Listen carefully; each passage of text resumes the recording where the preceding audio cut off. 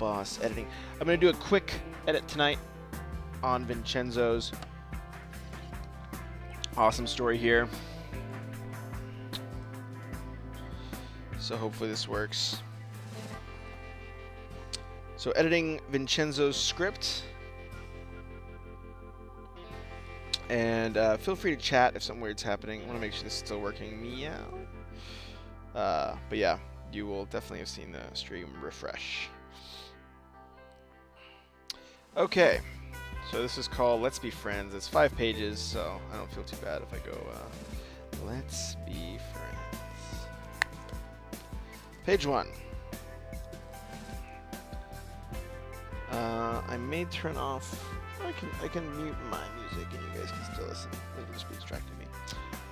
Sheet-covered furniture and stacks of moving boxes occupy this dark, empty living space. It's deathly quiet. Creak! The sound jerks our attention too. We rush upstairs, whipping around a corner too. Yeah, I know Vincenzo's filming this himself, so that makes sense. So that's fine. We rush up the stairs, whipping around the corner to the hallway. The place slows significantly as we creep down the hall. We turn to face a closed door. Pushing forwards, we morph through the door and into the bedroom. Especially with a short script, that's a lot of like... I wonder if you can accomplish that by maybe just like rushing up the stairs. A bit of a small note. I don't think it's going to make a big difference, but it feels pretty like, you know, I know you want it to be jerking us around, but it feels like that, you know, like we're going through a lot of jerk phases. Like, you know, we're going, you know, from the living room, we're jerking into the stairs, and we're jerking up the stairs. Like, maybe we can just jerk up the stairs into the hallway. But anyways, peeling. I'm not gonna make that a note, but that's just kind of something to think about. The pink wallpaper and peeling pink wallpaper and more boxes labeled Goodwill. A child-sized dress and faded teddy bear poke out from the top of an open box. We follow a long string across the floor towards a window seat, resting on top of the bench. A rusted tin can telephone. Dark gray clouds loom outside. It's day, but dark as night. Click, click, click. The sound echoes from downstairs. Our vision jolts backwards as we retrace the same route in reverse. Morphing back down the door, zooming through the hall, plunging down the stairs, finally spinning to face front door. The lock turns. I don't know.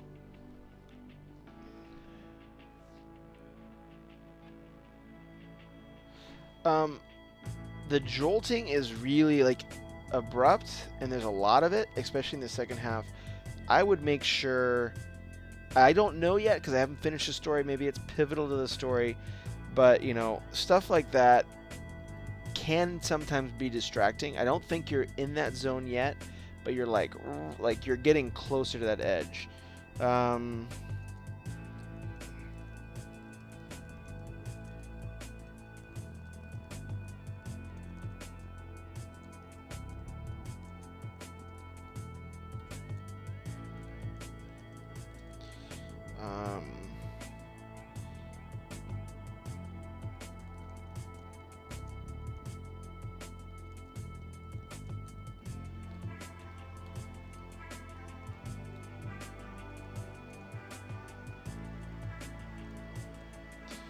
Like, you know, I mean, I would, like, I haven't finished the story yet, so maybe I don't know, but I would just be sure to answer that question.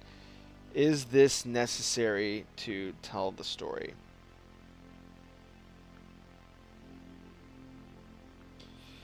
And if it is, great, keep it. But if not, then maybe you want to think about how to balance right.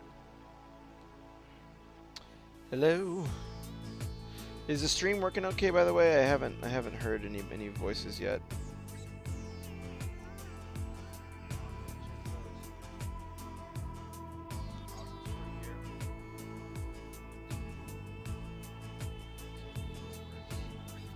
Wow, that's a long lag.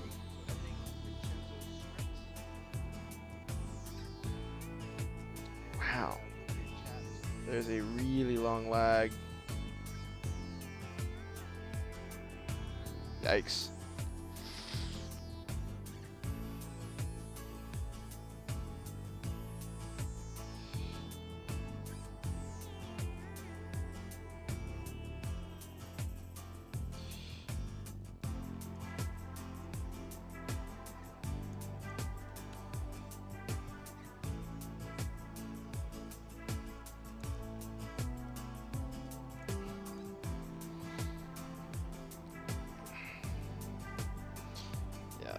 Well, I'm glad I'm recording it so Vincenzo won't get his mind blown when he's like, why is Jeff responding to comments like an hour later? Anyways.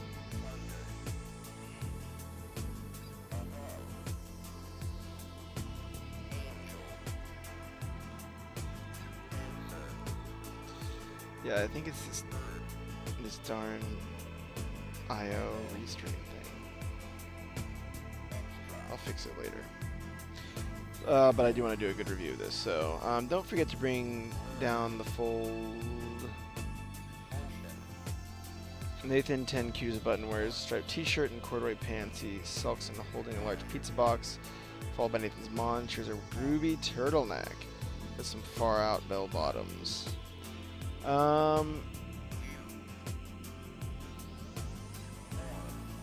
I know what you're doing with those adjectives. But maybe you only need one of them. You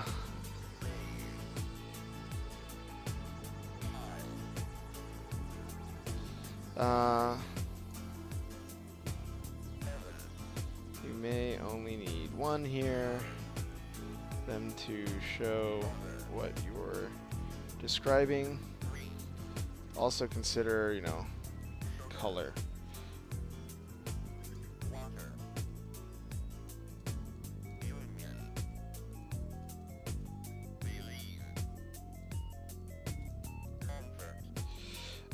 Don't forget to bring down your old tenant boxes when you're finished with your pizza, Nathan frowns. Yes, Mom.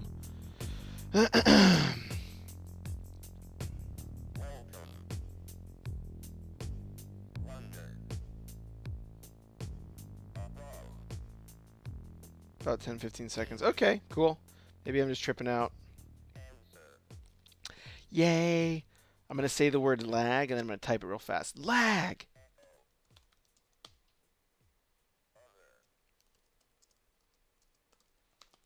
Hopefully. Anyways. Don't be sad, honey. We'll be settled in soon. Wait, no. Don't forget to bring down the old tenant's boxes when you're finished with your pizza. Nathan plops the pizza box onto the plastic wrapped couch. He lifts a photograph from the toffee table. It's Nathan with a troop of Boy Scouts. Smiles all around. Don't be sad, honey. We'll get everything settled in soon, and everything will feel normal again. She's gonna be like Jersey, I guess. Mom tussles Nathan's hair. Promise. What happened to the photo later? We'll find out. Nathan signs and forces a smile. Sighs and forces a smile. I just wish. Ring, ring, ring. Nathan's cut off by the sound of a telephone in the kitchen. A voiced phone call. She has to have like a accent. Mom walks over to the phone, smiling at Nathan as she answers. Hello? Mom's face crunches. Are you kidding me? My son and I just... While his mom's posture slumps, he sighs. Mom slams the phone back into its space, defeated. Honey, I'm sorry. It's okay, Mom. I understand. I'll just be an hour. Start unpacking your stuff, and I'll be back when you hang out your posters. So that's interesting. I like that this is a little bit of a relationship problem between the mother and the son. That she's kind of neglecting him. But I would bring that out even more, and especially if it factors in later.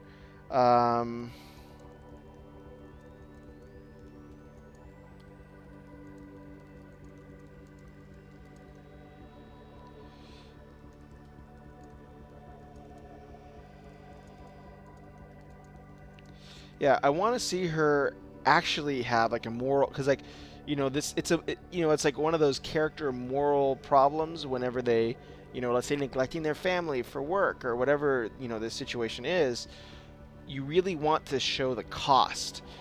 So maybe it's the mom leaving the son behind in the, but she's breaking a promise doing it. Like, she's like, I promise I would take you to ice cream, but I'm not going to anymore. That to me packs a lot more punch than just being at that kind of like, oh, I'm leaving for work. It's good with just, better that than nothing, but I think you probably have the opportunity to go a level deeper and really highlight that drama. She's a Jew. It's the mom from Bob's Burgers. Linda! I'll be back in an hour. Start unpacking your stuff and I'll be back to help you hang your posters. Mom leaves, locks twist shut. Nathan waits a moment to see if his mother will return. With the coast now clear, Nathan hops off the couch and kicks the nearest boss in frustration at Dents. I wish I had a friend. Thunder rumbles outside, startling Nathan. He looks around. The house seems darker now. He grabs a slice of pizza and bites it savagely as he runs up the staircase. The I wish I had a friend moment feels a little bit telly. That's a little on the nose, I would think. What I would try to do maybe is show that, like with him looking at his soccer picture. I mean, if you want it to be something in dialogue, you can still do that. You can be like, they're 100 miles away. That's still a little bit on the nose. The way to maybe show it is maybe he kicks a soccer ball against the wall by himself, and then the camera closes in on like the team playing, or like maybe he watches a video of him playing on his cell phone. Well, I guess it's the 70s. But like, something to show that like he misses that experience of camaraderie. But coming out and saying it in the scene is always like going to strike the reader.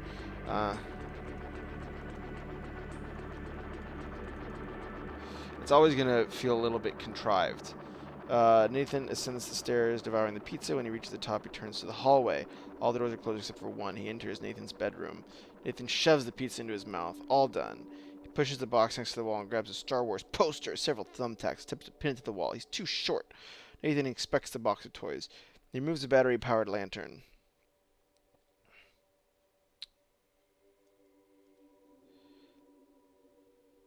Turns it off and on. Yep, it works. Lighting crashes outside. It illuminates the room like a camera flash when suddenly, total darkness. Power went out. Nathan breathes heavily, afraid. Clicks on the lantern. I'd want to see a hint as to why he would be afraid. You kind of show that... You show that the house is dark and creepy, but he still seems so, like, blech about, like, unpacking. It seems like a bit of an abrupt jump. It's page 4.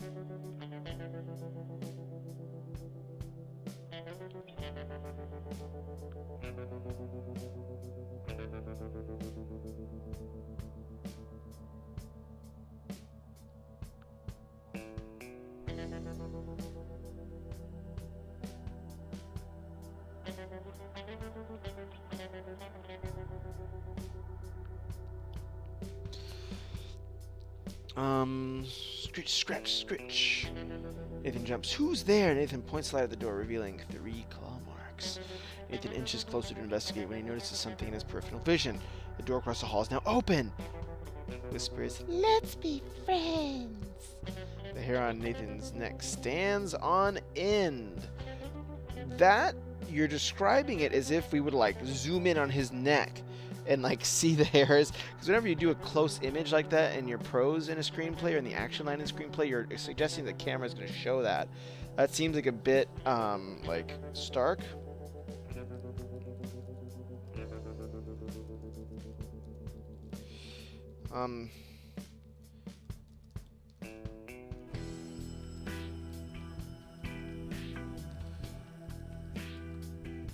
Maybe he staggers backwards, eyes wide. Like that's you know, maybe a bit more of like a scene level thing. Like I don't know if you would zoom into the neck. He glances over his shoulder, but the room is empty. Horrified, he sprints to the hallway to staircase. Nathan sprints down the stairs, passing a silhouette of a little girl as he flees. Finally, at the bottom, he turns to the bang. Nathan's legs lock up.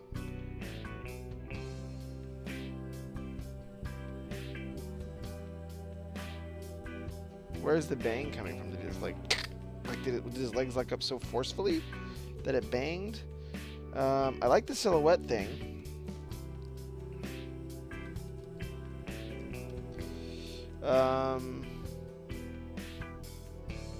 That's kind of funny though.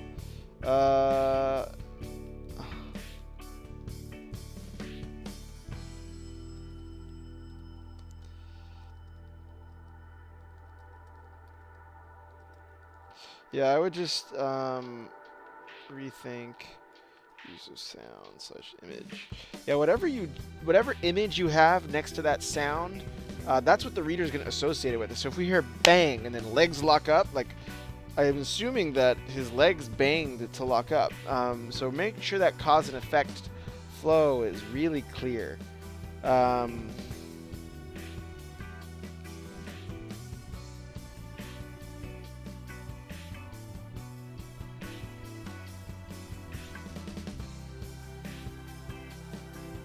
Painting on the floor, slowly red crayon rolls out of the darkness under his feet. Nathan lifts his lantern higher. Let's be friends is scribbled all over the wall in red crayon. Starts backing up the stairs. So like the one thing to think about is these are horror images we've seen before. I don't know if you're going for that yet. I'm going to find out at the end whether it's like a, oh, what? Like, but just be aware that like, you know, mom leaving, door locking, shadow in the corner as you run by. These are horror images we've seen before. So make sure that you're still going to bring something new to the table, or you're going to use these ironically, or to like, you know, tell your story in a way that we don't expect.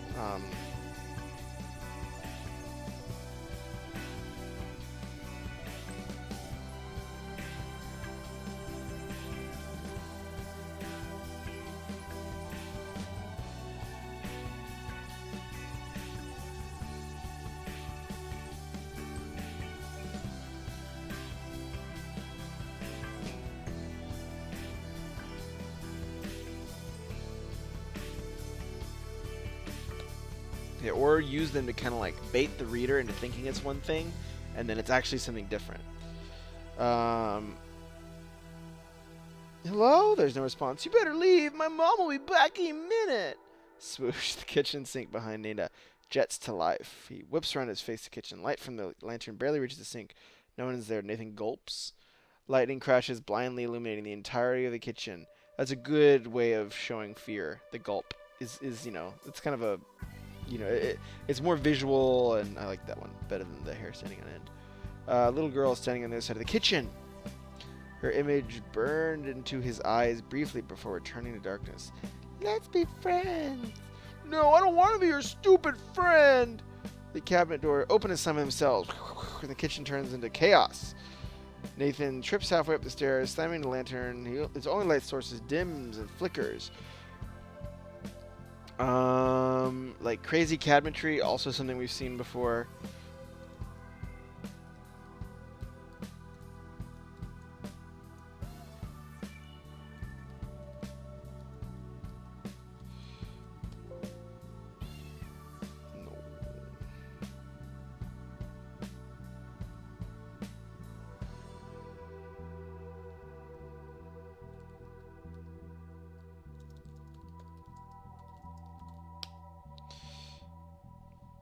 Something's smacking around outside.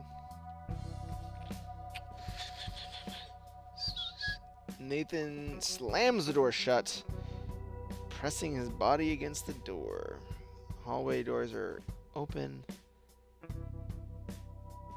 The giggle of a little girl can be heard behind him, petrified. Slowly he rotates around. Half a tin can telephone sticking out from the darkness under the bed, the cord flaccid. She's never going to stop.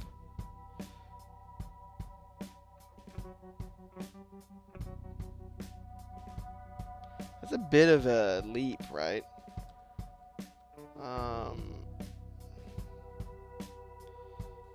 6.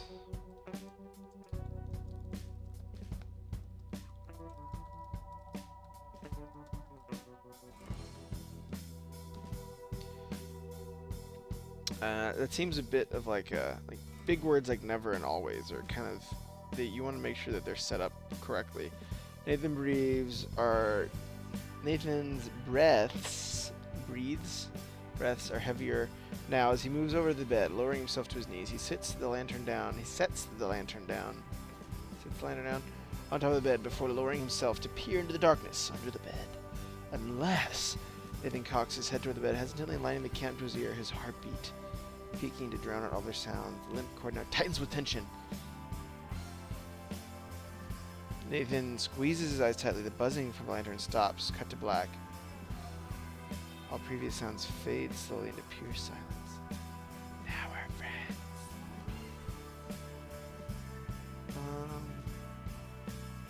Interesting. Not sure. Like I just knew the can was a prop, but I didn't know it was a significant prop.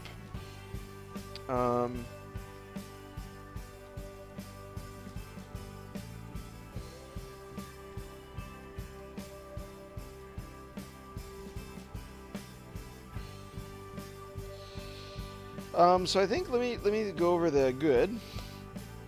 I like the spookiness and tension you develop here. Strong. Yeah, I'm trying to think what I would. What's the right way to maybe? Yeah, I mean, I also liked haunted house setup is always a winner, but make sure your take is unique. Improve. The stuff I would work on really is mom setup seems to just be a setup. Can it help make some moral, make some thematic point? Maybe she mentions the parent was never, was the parent never there for the little girl? I don't know, it's a bad example, but what's the link between this girl and Nathan and who he is? I think that's what I'm really asking for.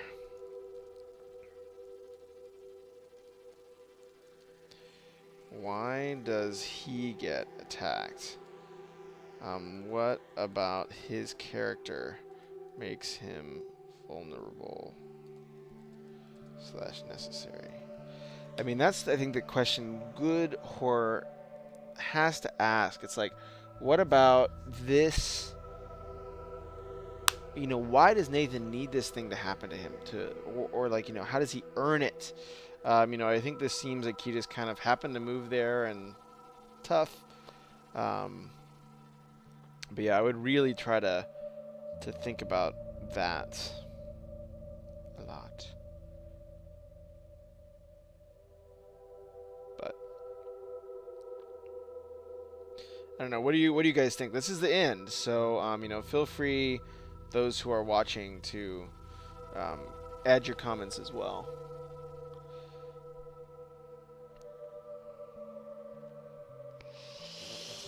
Yeah, I think that's one of my bigger notes, though. I think they really need to connect. So the can.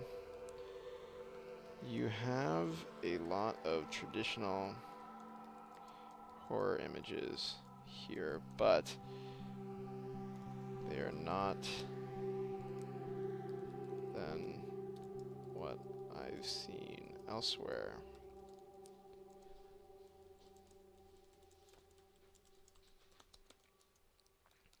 Push yourself to add a twist, if you can, to give us a new view on these old tropes. I don't know if you guys can see that. I'll scoot it up.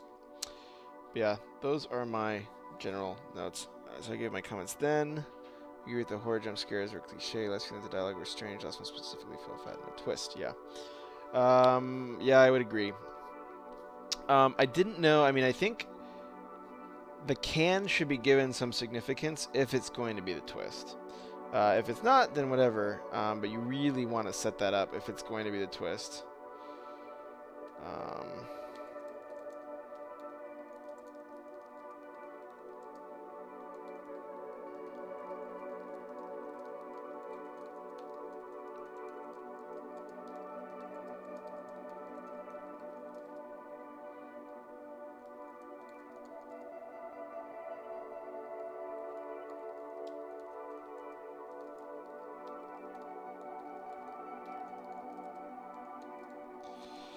Cool.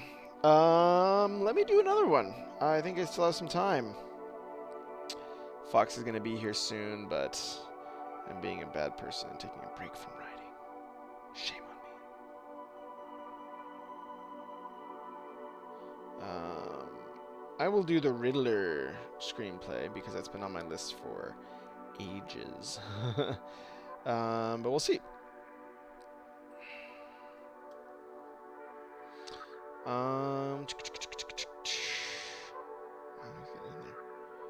Like 40 pages. I may only do the first 10. Whoa! Zoom, calm down, reset to default. I will probably only do the first 10, but I'm excited to do the Riddler origins.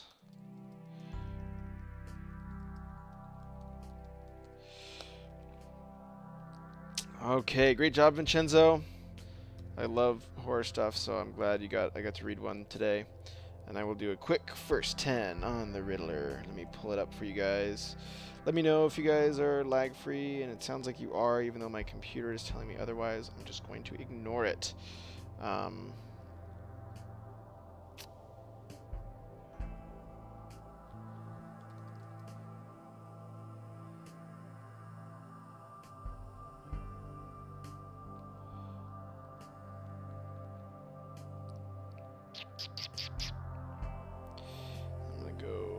Bit bigger so you guys can see all that stuff. Yay.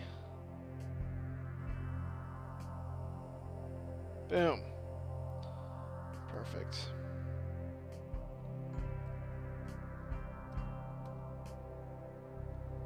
Oops. Nope. Has Riddler come to Twitch anymore? I'm not sure. I haven't seen him in a while.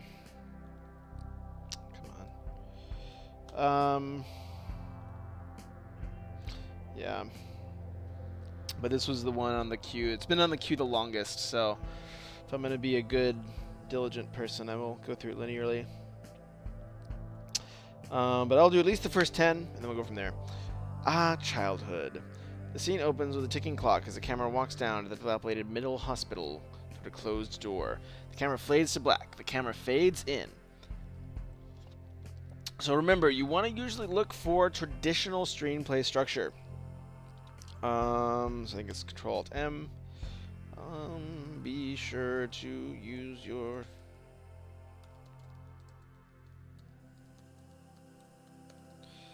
slug lines / action / dialogue. Tools for this are Celtex or Final Draft. Use them, use them, use them. It's super, super important. The ticking slightly growing in intensity until the door finally opens and Dr. Hugo Strange enters the room. Riddler 17. And what would that mean, Edward? It's the number of minutes you have kept me waiting. You kept track? Riddle me this, Doctor. I will not strike unless provoked. I lay on the grass in which I'm cloaked. Too many feelings of fear will evoke. If I choose to attack, you will surely croak. Okay. So, I would, this seems like kind of non-linear dialogue. Like the riddle. But,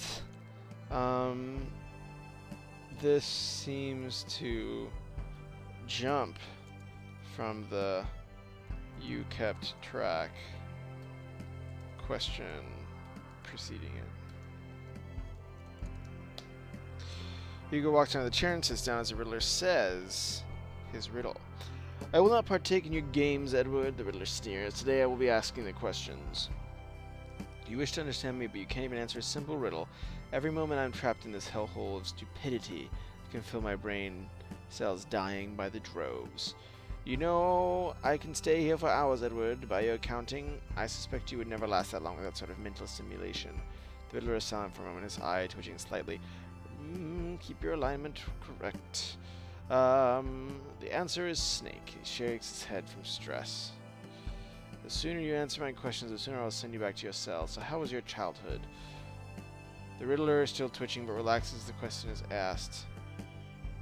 As his mind becomes occupied inside my car.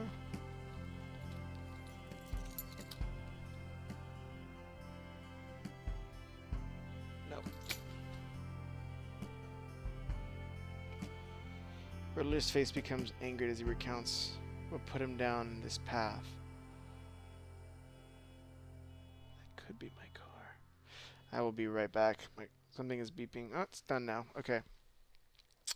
The camera fades back as flying. So you never, so don't worry about the camera stuff in a screenplay. Don't need to worry about camera direction.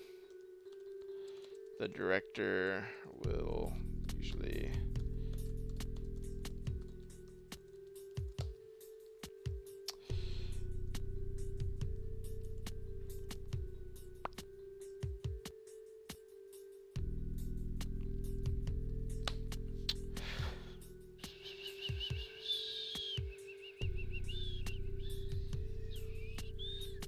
Amazon screenplay thing. Huh.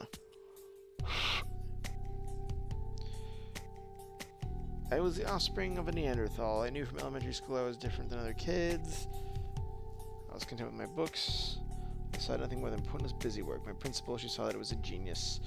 Reading books made for high schoolers, solving problems meant for college students. And I'll never forget how she ended my happiness. Zoom is young Edward. Flashbacks are always risky. Since they slow down the current story's forward progress. Be sure to ask yourself, this is needed. Skinny puzzle box things? It's a Rubik's Cube. Yeah. Whoa, you think I could try it? No, it's new. I don't want to get it messed up. The boy started walking towards the schoolhouse. Please, Ed, I just want to turn it off. Turn it for a minute. No, please. No, Jimmy, I want to make sure. So this is kind of the boy's in a schoolhouse. Camera goes into a classroom. All right, today we'll be having a show and tell. Next up is Edward. What do you have for us today? Eric picks up his Rubik's Cube from the cubby and moves to the front of class. This is my Rubik's Cube. It took me all last night to fix it, but I got it all fixed up for today. Show a large group of boys. The boys look intrigued by the small cube. Thank you very much, Edward. Next. The teacher is cut off by the sound of an intercom. So usually you'll want to do this with a long dash. To show someone getting their voice cut off in dialogue, you'll usually use an M dash. Teacher is cut off by the intercom. Lots of narration there too. Yeah, I think it does feel a little bit more like a comic book script. I think one of my kind of the takeaway I think will be, you know, just using the right format and software is so important. You know, but I think, you know, this seems like you're kind of more getting a handle on the story here, which I think is fine. Like, kind of use whatever format you want to do for that. But when you really want to say, hey, I want to try to make this into something that, you know, I can really sell and share, you know, you will want to start looking at saying, hey, what kind of format does the industry use? How are they breaking out story beats, stuff like that. Class order loop of grow of, ooh, perhaps Edward's in trouble. Sound of the phone being hung up. Goes to the principal's office. Looking at the Rubik's Cube. There you are, Edward. Yes, ma'am. The principal wants to talk to you. There's going to be the first door on the right. Edward walks. So a lot of these transitional scenes, office workers, stuff like that, it's okay to cut straight to the principal. No need to have us follow each step of the way. Just, we are happy to just jump forward.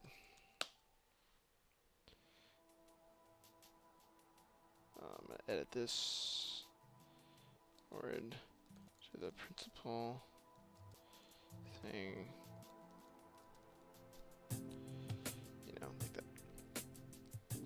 Edward, how are you? I've heard so much about you. Come in. Takes a seat.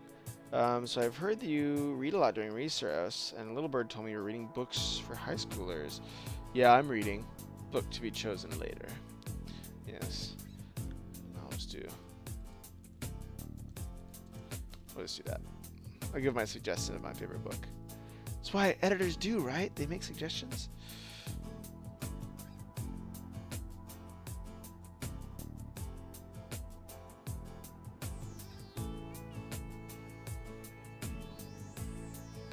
Until it looked like WB. Smish is stern but fair. But she's right. You know, you know, the difference between a screenplay and a novel, and actually one of the reasons I'm writing a novel, is a screenplay is at the end of the day a sales document. It's a sales pitch, nothing more. Hopefully it's a very engaging and interesting sales pitch. You know, you really want to make sure that your script is formatted in the way the buyers want to see it. And the buyers are production houses, big and small. They all use the same format. And if you're going to get someone to produce it, you really want to, you know, it sounds like, you know, for this particular story, hey, it sounds like this is kind of still in that more bubbling, like fermenting phase, and you're kind of building out the structure and the story, and, you know, it's still a work in progress, which is fine. You know, you really want to structure it correctly. What up, you say? I haven't yet. You are in the queue. I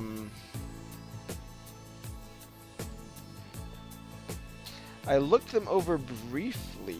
Let me see if I can find it. Apply.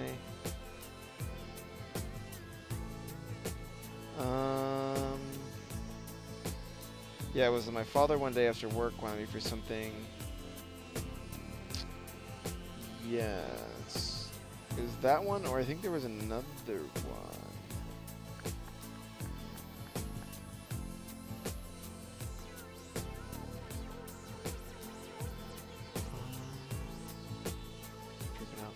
But yes, it is in the queue. I haven't read it yet. It seemed a little bit dark, so I may edit it just on the email itself, and then just reply to you on that one, just because sometimes I don't have like that, you know, parental caution tag on my stream, so then I don't want to get anybody in trouble. Am I thinking the right one? I'm just sorry, no. No, actually, it doesn't seem too bad.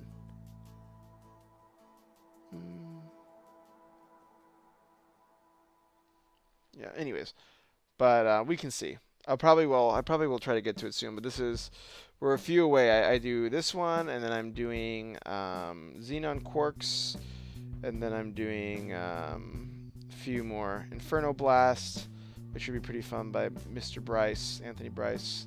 So I'm working my way up. Soon. This one has been on the bottom of my queue for months, and I've been a terrible person for not reading it until now.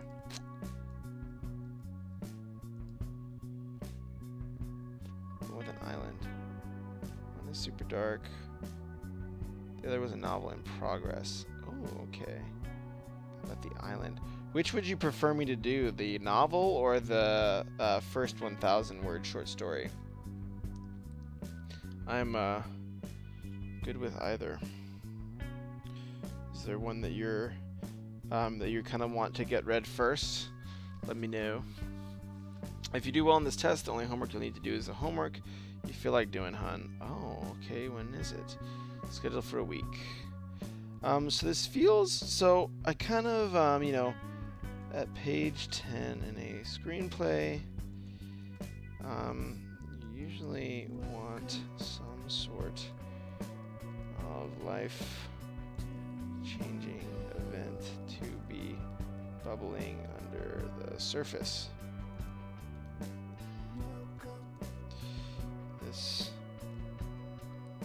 think about some ways to really pull the rug out from under Edward.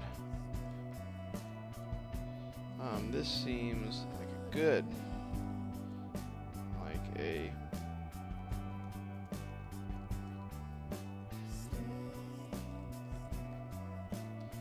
hint at why it could go terribly wrong. I didn't take it, Ed. You were asking for it earlier. Yeah, but I didn't take it. Then you won't mind if I look through your bag then? Sure, go for it. Hands over the bag. Sigh. Okay, sorry. No, it's fine. I would have thought it was me too. They two share a laugh.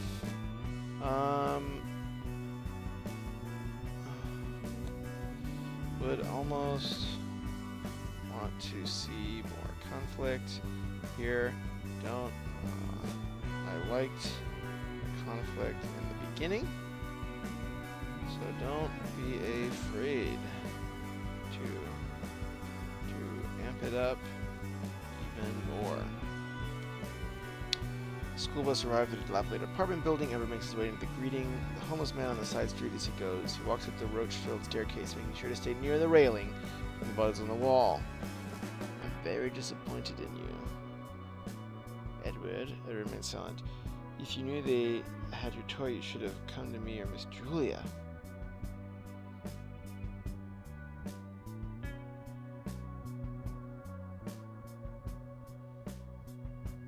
It's not a toy. Let's tell your father about this.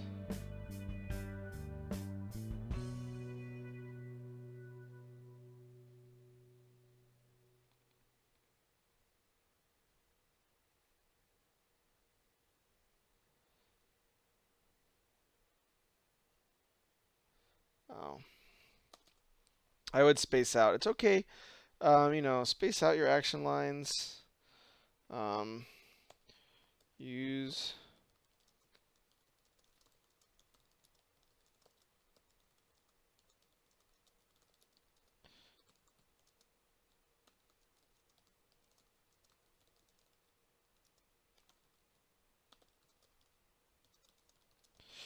under 4 lines long is usually the goal. You knew they had your toy and you should have come to me or Julia. Okay, so you got in a fight and got beat up. I'm sorry, Edward. Let's call your dad. Takes a rubber cube and walks away.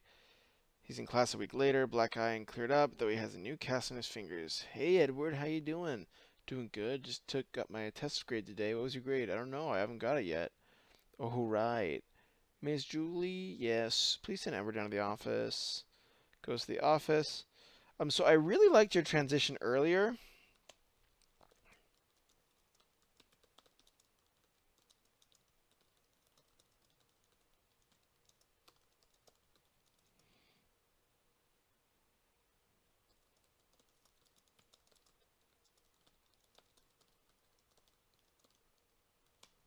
You want to see what grade you got? The envelope contains paper. 98%. Edward smiles widely. I knew you could do it. I should call and tell your pa for that. No thanks. I can tell him. The camera fades again to the horrible apartment building.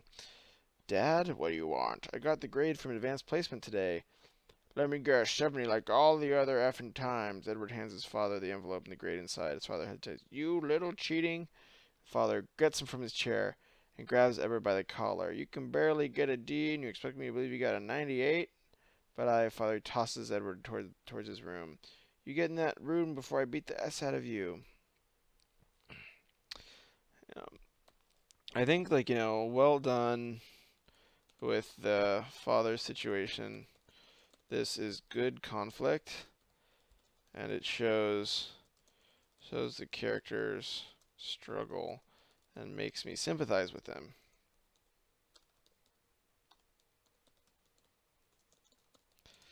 Be sure to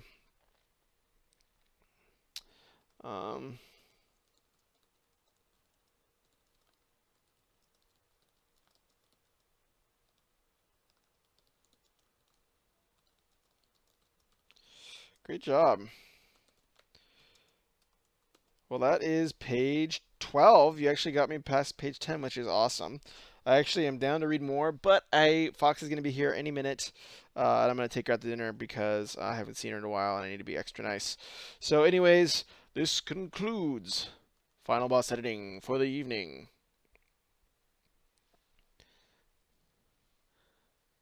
When it's super dark, this is the script that does something that...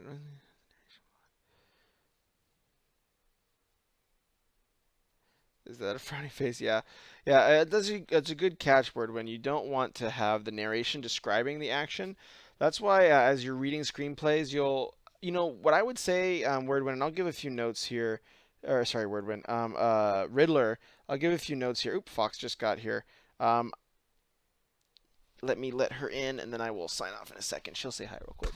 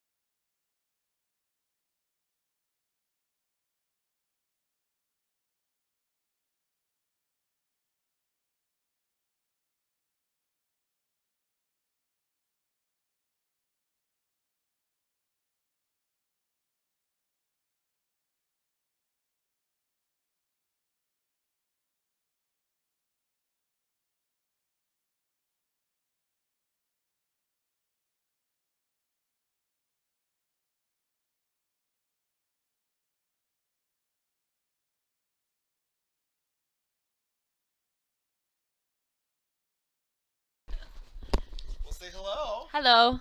Fox is here. She says hi. I just finished. It's like a party in here. No, well, that was. I think it's fair game though. But yeah, say hello. Foxy Lady joins us. Indeed, I'm free. The better half of Final Boss Editing is off of work. How cute he looks today. I know. I got all dolled up for her. Yeah. Earning points. Mm-hmm. Earning points. If you do editing on writing that's not a story movie or rather a website copy. I do that for my day job, so you're welcome to send it over if you ever want me to look at a website. Different type of writing than storytelling, but if you need website copy, let me know. Writing the copy on a website to get people to subscribe to a newsletter or something like marketing copy. Yes. Hello, Wordwin says hi. Hello. I think Smishmosh is here and a few other of the crew. Yeah, Greetings. You say Zila. Greetings. Cool. The crew. So then I would say I'm gonna give my overall notes real quick. Editing. Yeah, I just did a quick edit. It. Well, we can do one more if you want. Okay. I want to shower though. Well, we can. Okay, we'll do it and then I'll shower. Okay. Overall, I was like, well, we can do it after and take a break. I don't know. Trying to figure this out. Sparkle Fox break. I'm a web designer. I want to start like a personal brand. Nice. Well, very cool. Yeah, I mean, yeah, it's a lot of stuff in the copywriting world. But yeah, let me know. Feel free to send it over, and I'm happy to take a look. FinalBossEditing@gmail. You can all. I know. That's why. It's moneymaker. His face. Little, like, beard. Scruff. Like yeah. See. So manly. She's she's such a sweet talker. She's gonna ask for like $50 right now. Just kidding. Just kidding. No. Let's go to the casino. Be sure, yeah, to read over a few screenplays, plays to learn their format and how they structure scenes. You'll be surprised at how much this can change, the game for you. One of my favorites is attached here, and I'll put, I think I have, where's my other Chrome? Let's see,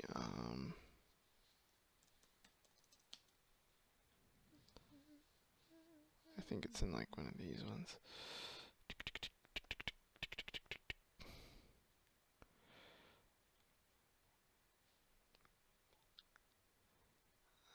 They also have a bunch of them in the Twitch. There we go. To Kill a Mockingbird, The Bottle. Let's just do these ones. The Godfather and To Kill a Mockingbird. Two classics. Both some of my favorite movies. Enjoy those. Let me know what you think. Read these and try program like Celtics or Final Draft, and it will change the game. And I think you'll love it. I think you'll love the result. Boom. Toujours. So this one's done, so we can do another one here. Dredge the pork loins. Sounds inappropriate. I'll dredge your pork loins. Rude. Oof, that looks really good. I love these little like recipe videos online. Yeah, we were thinking about doing those for one of our ad campaigns, like doing like a how to get a loyalty program. Oh, And then she's gonna put cream in there, probably, yep, and make the sauce.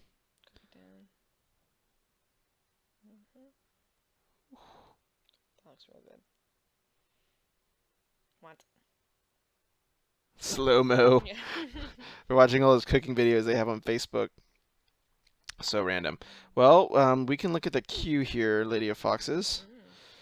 So we finished the Riddler, and then we can look at Anthony Bryce's story, Inferno Blast, Act 1. Which person is that? Which Twitch person? I mean. Which Twitch name? What is his real name? I don't remember. You need to, yeah. But Inferno Blast Act 1.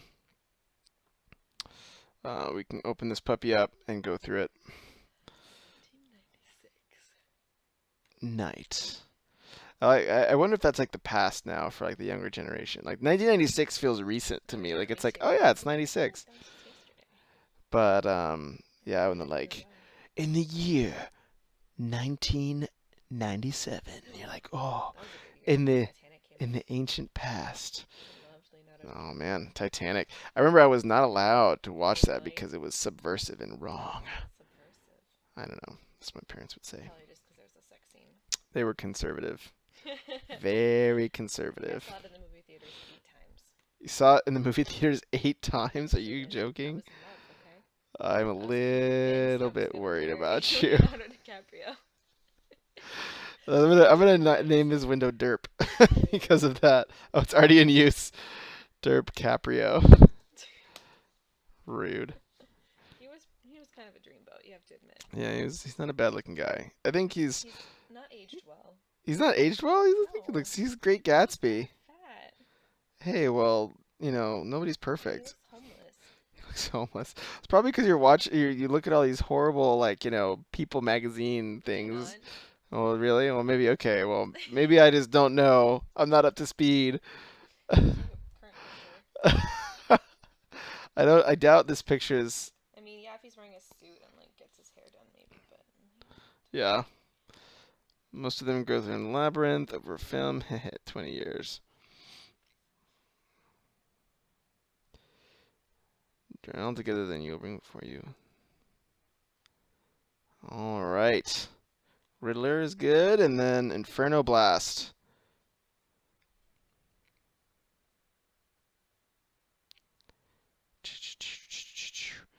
Is this a screenplay or a novel? It looks like a novel. This is what he looks like now. Not that bad. He's like 40. I'm just saying. He's no George Clooney. Yeah. That's why you're dating this one. Yeah, I'm not gonna age well. It's pretty obvious at this point. Papa Dave's good looking. Oh yeah. In a bald sort of way. I have that on tape. I'll Yeah. tell Papa Dave, be like, Fox's got the hots. He was good looking. Yeah, it's true. I'll be like, Spell check, people. We'll see. Uh-oh, spell check. Alley. Oh. All right, Inferno Blast, Act 1, night, 1996. Blade was running from a dirty cop, and 5 gangsters were shooting at him. Blade ran into an alleyway, and he heard someone say, "It all started because someone like me started messing with something I didn't understand," said someone. What the? Blade got shot 3 times. Someone is standing in the shadows, then goes back in the alley and yells for the other thugs. Oh, I should put track changes on. Alt R G. And I'm gonna do save as, last run, final, boss edits. Yeah, come on, girl. We gotta use the brand name. Yeah, got no real name. How to save any new file forms. Okay, whatever. Dink. Okay, so you want to usually. So I like the fact that your intro and you're opening with action.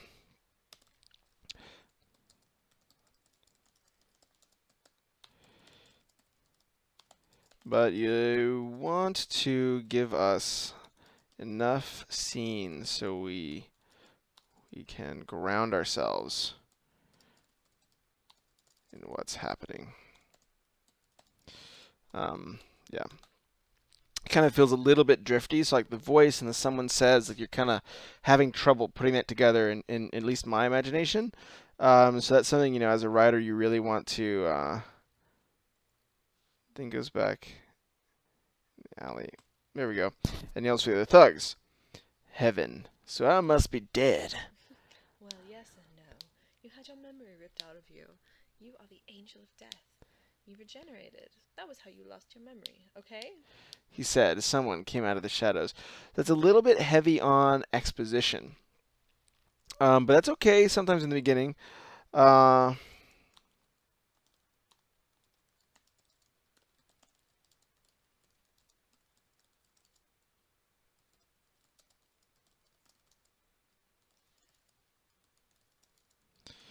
Yeah, so, one thing is, be sure it's okay to trust your readers. So if you're not sure they're going to get it or you're kind of bringing in a lot of these concepts, try to see how much you can suggest that without saying it outright. And you'll sometimes find the reader will get it anyways. But anyways, we'll move on. Oh, so I'm dreaming, am I right? No. Wait, who's Tony? I think that was someone came out of the shadows. Let me introduce him. Yes, introduce Tony. Give us a little intro of Tony with what he looks like, what he's wearing, and maybe, and try to do this for as many characters, for important characters. Blade saw all these visions. There are all these things going around Blade's head. Ally. The main thing I love doing is giving. Is that in the story? Maybe. Blade saw these visions. There are all these things going on in Blade's head. Well, who am I? Just who the hell am I? Blade said. You are. Adam and. Wait, don't tell me. I'm the Adam? Guy again. The Adam as in Garden of Eden? Guy said. Or maybe that's someone else. Oops. Be sure to intro Guy too, unless he is Tony. I'm Adam is in the Garden of Eden? You can't be serious, Blade Oh, said. but you are. Now, what was I saying again? Oh, yeah. Now you might be asking yourself, how does this old guy know? How do we know he's old? Oh, good question. How do we know he's old? Tell us about him. Yeah. Without character description. A little description can make these fun dialogue moments really pop.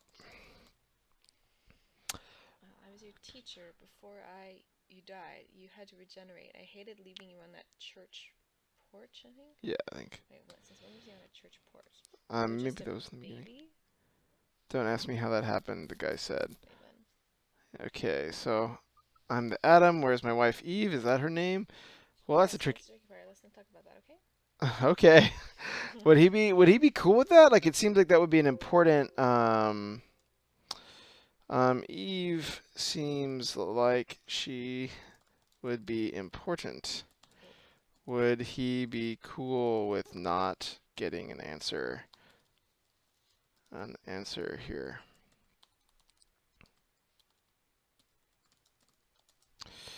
One second. Put it on mute for a second here.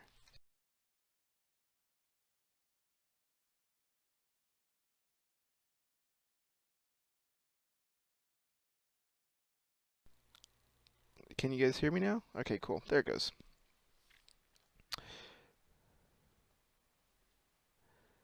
Like, who likes a dumb happy tale ending? I prefer the ones where you may win but are lost and are far worse than I started. Yeah, the down endings are a lot of fun. I think sometimes, especially when like kind of like you saying when the characters there's like the three heroes, like there's like a few journeys. You can either stay the same, the character doesn't learn, the character changes and improves, or the character gets worse. And I think depending on the theme you're trying to state, sometimes that downward story arc works best for the story you're trying to tell. Though sometimes I can't wait 3 hours so I turn 18. Congrats! Happy birthday, you say? Thanks for hanging out with us on your birthday. That's awesome. But yeah, you make a good point that it's not as marketable. So if you like screenplays and stuff, sad endings are harder to sell. That's just a fact of the screenplay industry. Less in novels. Novels are cool with down endings, but you have both the edge. Trying to clean it, and then did things. It did the edge. Yeah. Yeah, you can see there's Daniel Fox's little text as my notifications. It's pretty slick. Yeah, that's cool. But yeah, but you're very astute. That is correct. Wait, Blade shouted. How the hell are you speaking perfect English? That's easy. Well, who do you think explained the vocabulary to the humans? I'm gonna send you back to Earth, okay? The man said. Last time I checked, I was shot dead. What year is it? I already told you, Blade. Who are you, old man? I'm the man who was talking to you. In heaven, maybe.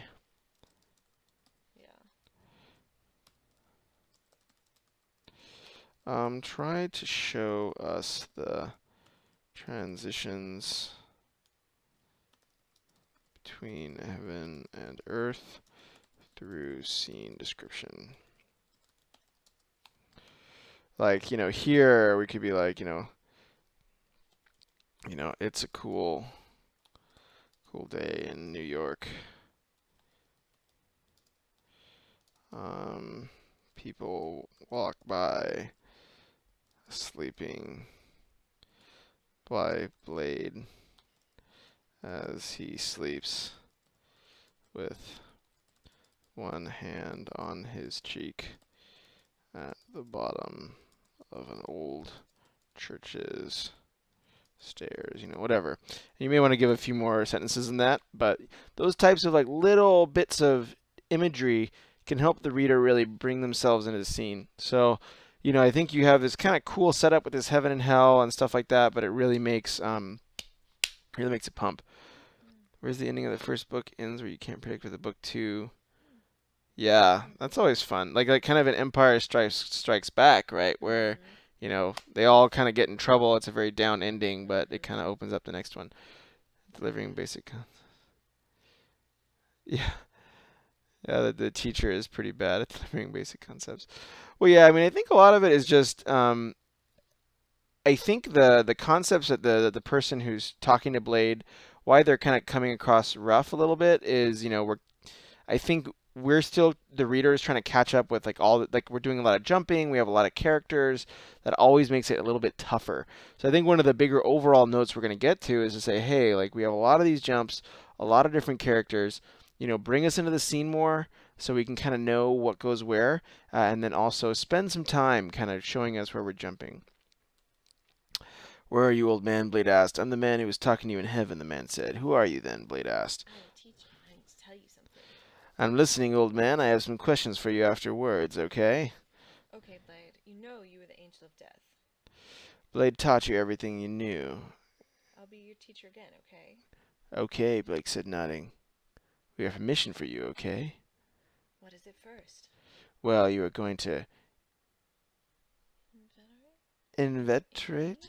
invade, maybe? Invade. That's spelled wrong. Okay, don't quit your day job, okay? Oh, man. The devil's base. Is that okay with you? The teacher said angry. Someone is snippy. Don't get sarcastic with me, boy. Calm down, Tony, said Tony. Oh, Tony, that is your name. Well, shake my hand then. Blade Okay, said. I'll do it. Oh, I see. So he like remembered his name. Okay. One thing I would do, and this is actually something that helped me a lot in my writing, is, as I, develop, my, kind of the writing and stuff like that. Like one of the things that help is just reading a lot of, like modern writers' books, like not necessarily the classics, but something like Jim Butcher, and actually copy down word for word what he wrote. So like just write it, like pretend like you're writing it yourself one time, and then try to write it with a few embellishments of your own the second time, and you'll find that your style starts to evolve a lot. Because like a lot of these things where like Tony kind of comes in and it's a little bit jarring. I feel like a lot of these things can be kind of very fixable, just by getting more accustomed to the style of those bigger stories. Try jumpy character intros like this. Take practice. Are hard to pull off and take practice. Try picking out a book you like, a section of a book you like, where a character intro happens, and first copy it word for word. Then, two, rewrite it in your own style. Just try that. That will I think that helps so much. I'm gonna bold it because I think this is really important. It will help a ton. It helped me a ton, as I was kind of developing like, hey, how do I structure a scene? How much time do I spend with description, character intro, stuff like that. Infiltrate. Ah. Yeah. Also using okay a lot. Yeah. Using the same word a lot can sometimes be jarring. Maybe consider switching. Oops.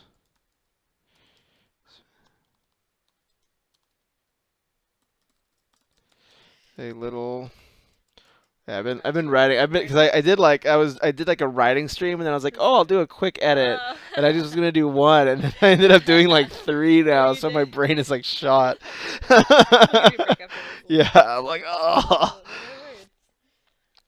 A little or trying or even having him object and creating conflict. Blade said with a white smile. How am I supposed to be dressed? Wait, who's there? That can't be right. Blade, are you okay? Tony said. Yes, I am now. Now? Never mind. Okay, get some sleep, Tony said. Okay, Blade said. Here's some money for an apartment. And some come back here. Meet me back here. Here at 10 a.m. tomorrow. Blade bought an apartment near Chicago. Blade's apartment. It may have your autocorrect on going to the wrong thing, so just a heads up. To overuse the word okay as a character's voice. Yeah, I agree with Cindy. I think that's a really good note. I will. What up, Bodzilla? Good to see you again. You editing novels now? Yes, we switched to editing stream. This is his Inferno Blast. Blade got dressed in his trademark red trench coat. He also has jeans and a t-shirt. So great. So this is kind of the character description I've been looking for.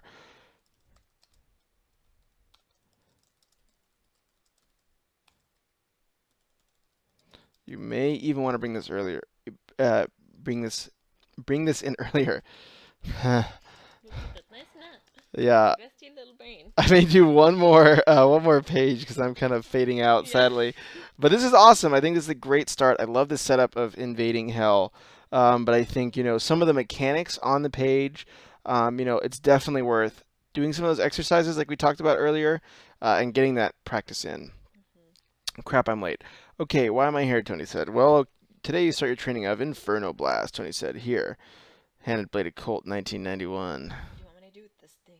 Shoot the targets with that. Okay, how do I use this thing? I don't see a trigger or a clip. There's a trigger. There is no clip. That feeds on your blast energy. Close your eyes, okay? Okay. Blade closed his eyes. Blade felt something burning in his hand. Then Tony said, don't open your eyes. Now say Inferno Blast. Inferno Blast! Boom! Then some fire through from the gun. You may want to say flew. Through seems like flow, so that'd be probably flew. My brain is fried right now. Very good. So I like this training scene. But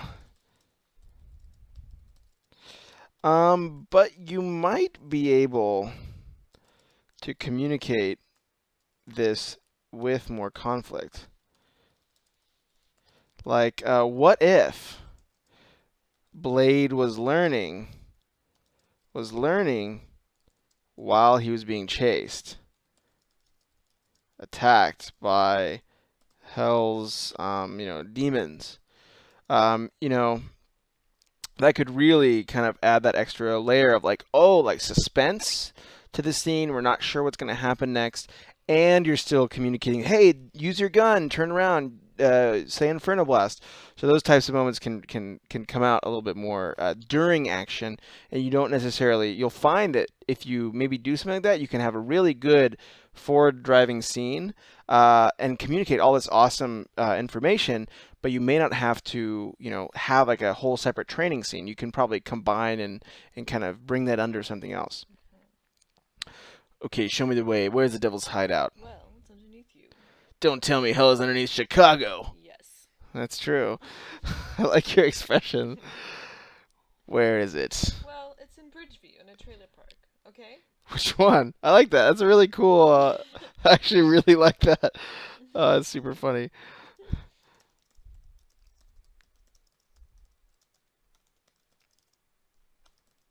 It's pretty funny. Roseflower, why? I grew up there. Wait, we left you on a doorstep in the church. Oh, they threw me out when I turned 14.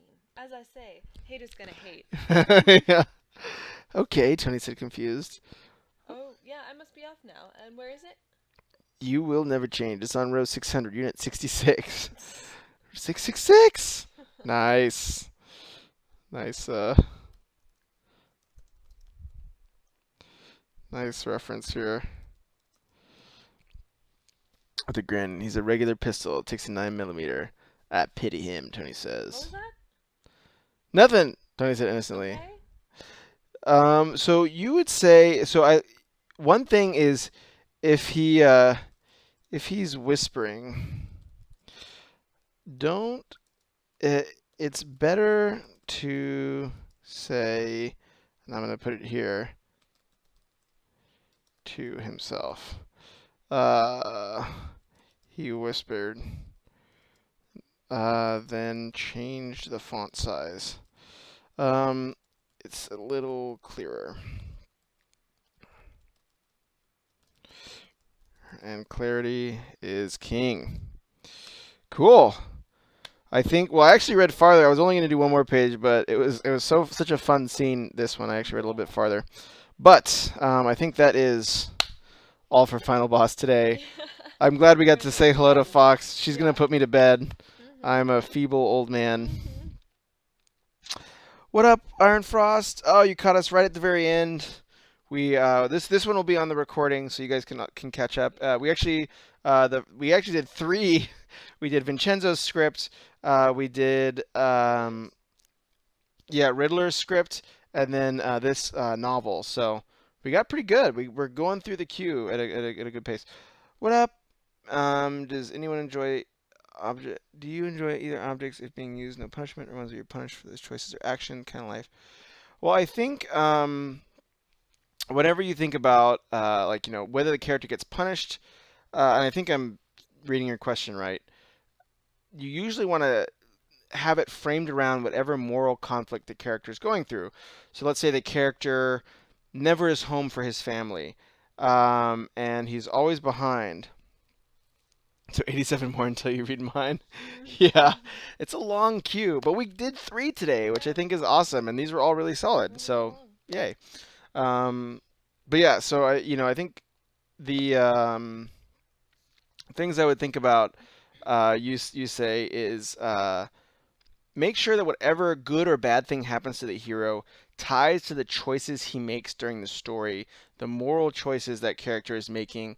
Whether he's deserting his family and working all the time and ignoring them, then whatever happens will have to stem from that sin the character did. So that's the way I would think about it.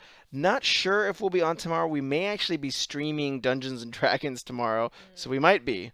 So, but not doing editing. But anyways, we are off with Final Boss editing. Sorry, I'm looking at puppies. We'll freeze. Freeze. You're not freezing.